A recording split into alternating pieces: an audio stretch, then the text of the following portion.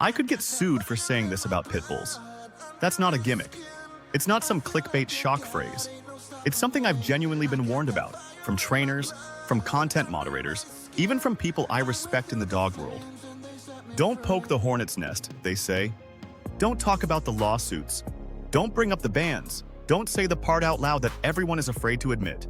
But I'm going to, because staying silent has done more harm to this breed than anything else. You want the truth? Fine, here it is. Pit bulls are not the problem. They never were. But the way we talk about them, or don't, that's the real danger. Every time we sugarcoat the facts or gloss over the hard realities, we push this breed one step closer to extinction. And no one sees it happening, until it's their dog behind a locked kennel door with no second chance. Now, if you've ever owned a pit bull, or even considered adopting one, you know the stigma is real. You can feel it in the way strangers look at you. You can see it in housing applications, insurance policies, dog park signs, and even in the awkward pauses when you mention your dog's breed in conversation. It's everywhere. You don't even get the luxury of innocence until proven guilty. No, you and your dog are assumed dangerous until you prove otherwise, over and over again. And the moment you slip, the moment your leash hand weakens or your dog barks at the wrong time, or someone gets uncomfortable around you, that's it. One moment of humanity, one normal dog behavior, and you're suddenly a liability, a target, a headline waiting to happen.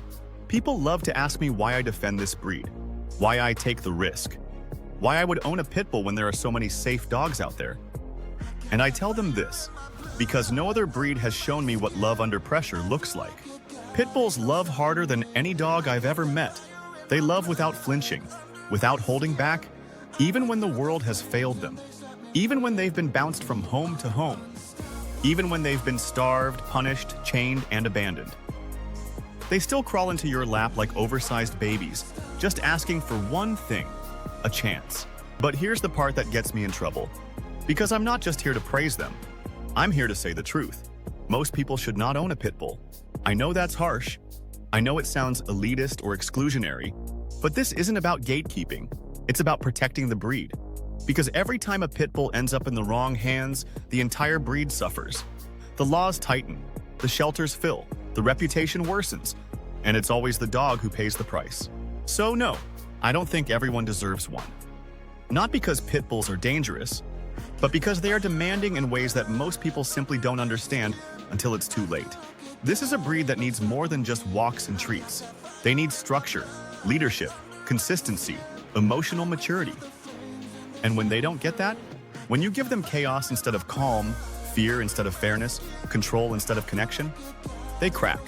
Not always in ways that make the news, sometimes in subtle ways. Shutdown behavior, reactivity, destruction, withdrawal.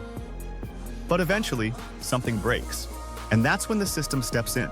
Not with help, not with support, but with blame, with bans, with lethal injections. And here's what no one wants to talk about. The system is set up against them from the start. Let me tell you a story. A few years ago, I visited a municipal shelter in a city with a breed ban. In one row of kennels, there were 18 dogs. 14 of them were pit bull type dogs. Every single one had been surrendered, confiscated, or abandoned, not because they bit someone, but because of fear. Because of fear-based laws, fear-based assumptions, fear-based media. And when I looked into their eyes, I didn't see killers. I saw confusion, sadness. Some still wagged their tails. Others had already given up. And then a staff member told me, "We can't adopt them out. It's illegal.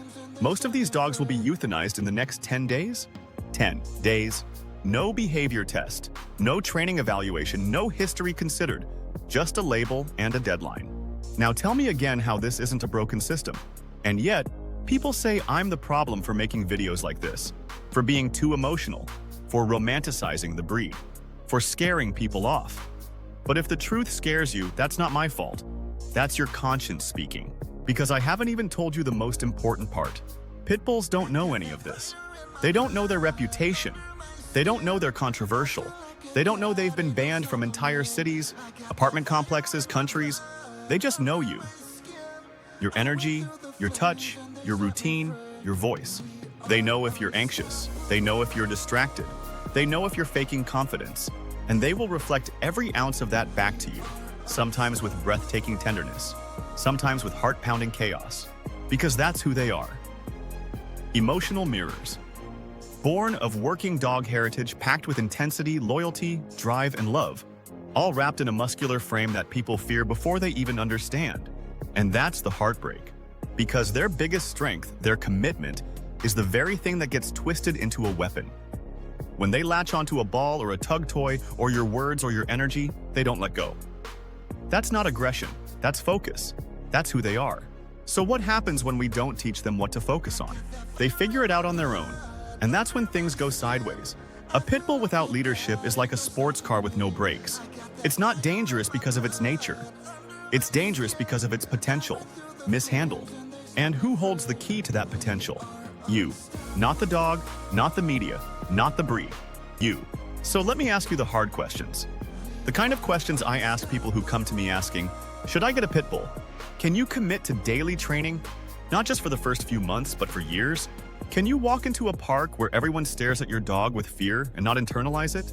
Can you say no to environments where your dog could fail, even if it means saying no to people you love? Can you stay calm when your dog gets reactive? Can you stay present when your dog tests your patience? Can you let go of ego and lead with clarity, not force?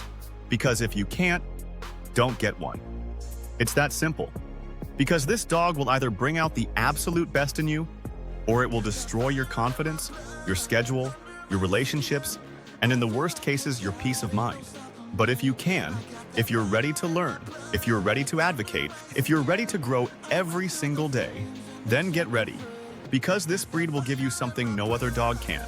Not just companionship, not just loyalty, but transformation. A pit bull will teach you how to lead without dominating, how to listen without speaking, how to be still in chaos, how to give love that is structured, balanced, and fearless. And once you've earned their trust, they will never unchoose you. So yes, I could get sued for saying this, but I'd rather risk that than stay quiet while thousands of pit bulls are misunderstood, mislabeled, and destroyed. We don't need more fluff. We don't need more spin. We need truth. And the truth is, this breed is powerful, but that power only becomes dangerous in the hands of people who refuse to understand it. Let's be better than that. Let's be worthy of them.